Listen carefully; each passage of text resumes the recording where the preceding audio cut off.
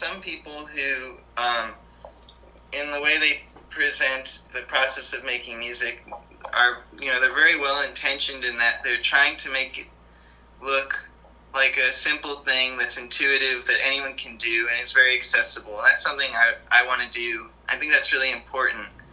But there's a dark side to it that's a little risky, which is when you make it seem like doing music is purely intuitive, and that if you were to learn theory or study it or become an expert on any aspect of it in some like formal setting, like a school or whatever, that you would somehow lose your intuition or compromise your intuition.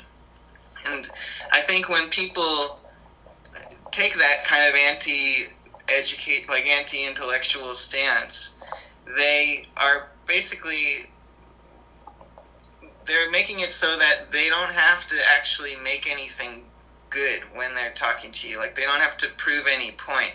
Like, for instance, like you can have a video where you're writing a song in the video, like what I do, and you can be like, well, writing music is just like going do-do-do-do-do, and then there's music. And that's totally true. That is what writing music is. That's literally what it is.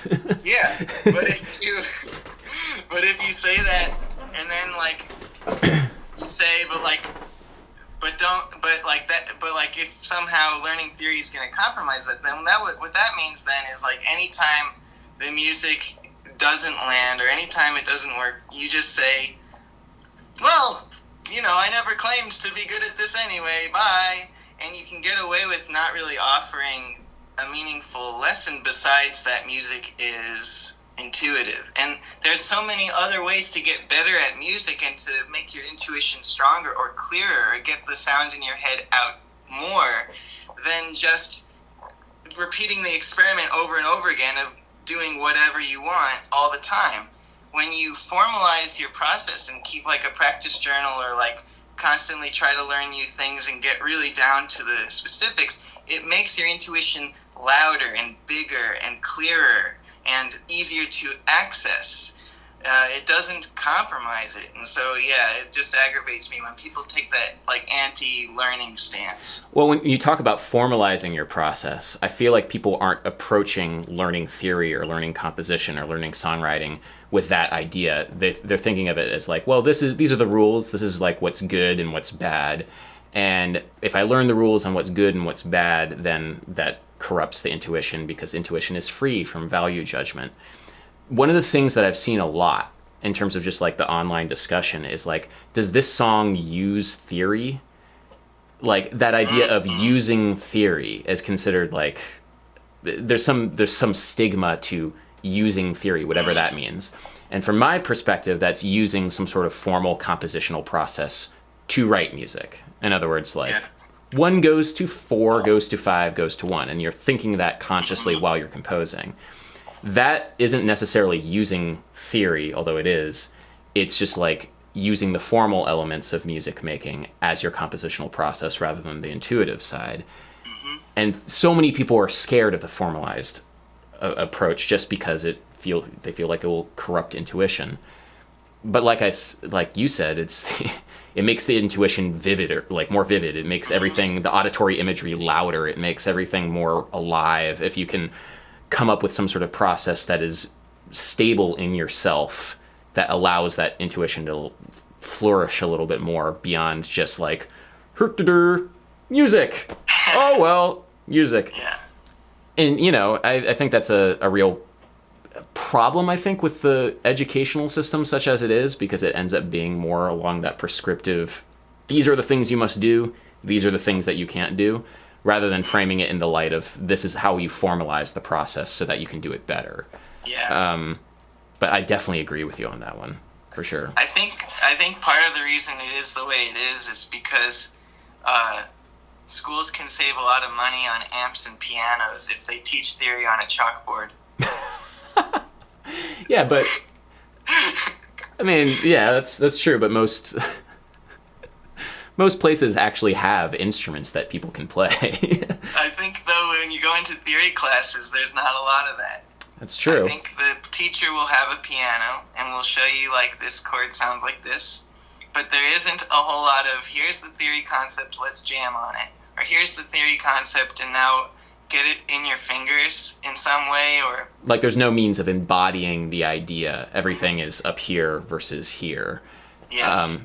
That's actually The homework is designed that way too, because you've got to be able to grade it quickly, so it's got to be stuff the teacher can look at.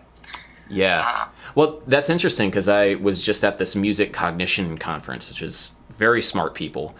And do you know Tyreek Jackson by any chance? Yeah, a very smart person. Dude, he's so smart. But he presented this paper. He was part of this paper that was being presented, where they're trying to prove that there's something very real in our ears and our brains and how we experience music that's entirely encoded in our fingers. And they did this experiment with guitar players, and their ability to distinguish whether or not they were hearing a certain sound that was based on the shape that they were making. So if they were making like, this is a C major 7 shape, this is a C shape, and then can you hear it, and does, if you play a C but you hear a C7, how fast can your body react? Like, oh, that's wrong.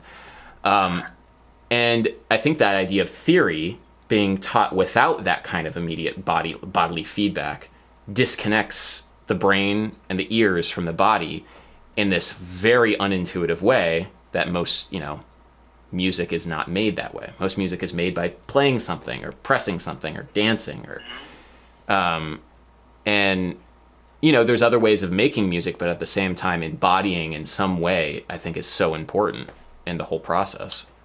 But I have a theory. Oh! People make, anyone who hasn't studied theory still makes their own theory from that embodying process, because if you say, well, these chord shapes move in this way and I like it, that's a theory, because you're creating a formula to get a result.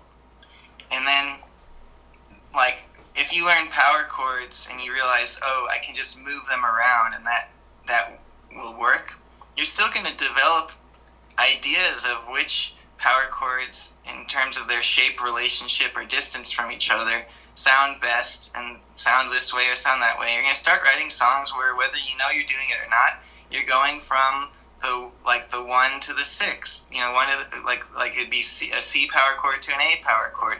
You're going to be doing that. You're going to go from C to E. You're creating like a model. You're creating like a spatial model for yourself. Totally. Like, it's a theory. Yeah. And then you're singing over it, and you're starting to bring in tonality, and you're saying, well, okay, if I want to sing this song a bit higher, let me just move the same shapes. And you're developing theory, so why not save a whole bunch of time? Since tons of people have done this already, like, at least take in what they have to say. Literally hundreds of thousands of people have been working on the same problem for millennia. Yeah.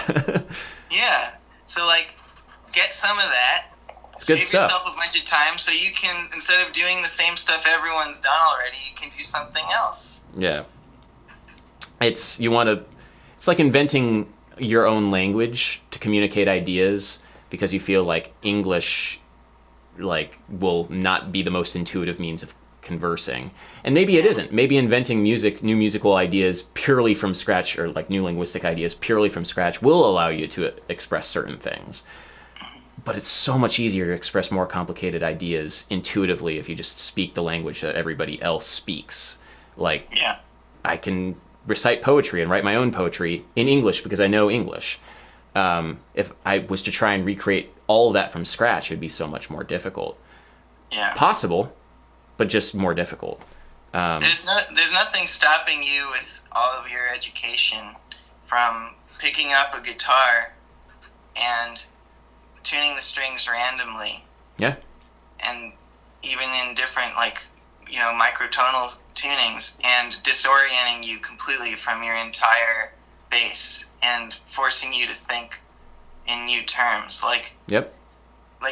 I would rather take the bet of having tons and tons and tons and tons of options that lots of people have done before under my fingers, and then go off and try really wacky experiments that take me out of that, than to avoid learning anything and not knowing, just not knowing what I don't know. And and being in the dark.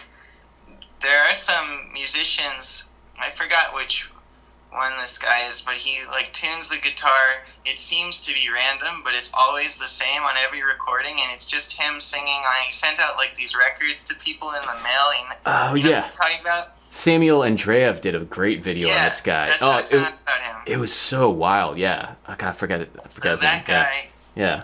Like, it would seem like he doesn't know any theory, but he always tunes his guitar the same way. Yeah. And his songs are very powerfully like focused and intentional. So like he's developing tricks, and theory is just a bunch of other people's tricks that you can use, and there's no laws that say you can't, as long as you keep protecting us with your YouTube videos about Kath and Perry.